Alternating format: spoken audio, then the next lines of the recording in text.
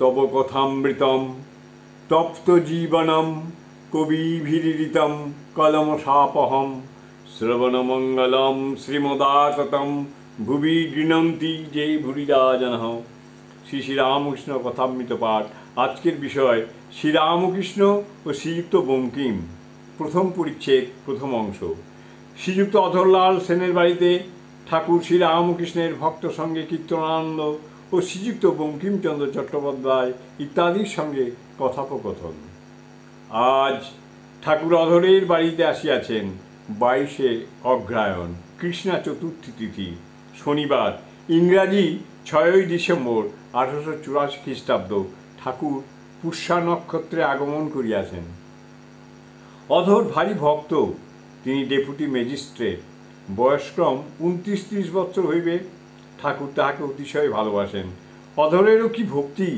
সমস্ত দিন অফিসের খাটুনির পর মুখে ও হাতে একটু জল দিয়ায় প্রায় প্রত্যহই সন্ধ্যার সময় ঠাকুর শ্রীরামকৃষ্ণকে দর্শন করিতে যাইতেন। তাহার বাড়ি শোভাবাজার বেনেটোলা।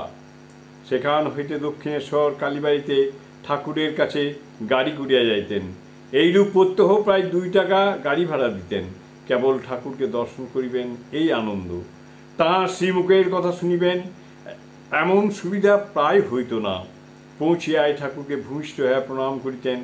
কুশল প্রশ্নাদির পর তিনি মা কালীকে দর্শন করিয়া যাইতেন। পরে মেঝেতে মাদুর পাতা থাকিত, সেখানে বিশ্রাম করিতেন। ঠাকুর নিজেই তাহাকে বিশ্রাম করিতে বলিতেন।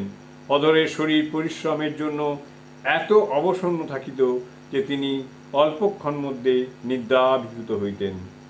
রাত্রি 9টা-10টার সময় তাহাকে উঠাইয়া দেওয়া হইত। তিনিও উঠিয়া ঠাকুরকে প্রণাম করিয়া আবার গাড়িতে উঠিতেন। তৎপরে বাড়িতে ফিরিয়া যাইতেন। অধর ঠাকুরকে প্রায়ই শোভাবাজারের বাড়িতে লইয়া যাইতেন। ঠাকুর আসিলে তথায় উৎসব পড়িয়া যাইত। ঠাকুর ও ভক্তদের লইয়া অধর খুব আনন্দ করিতেন ও নানা রূপে তাহাদিগকে পরিতোষ করিয়া খাওয়াইতেন।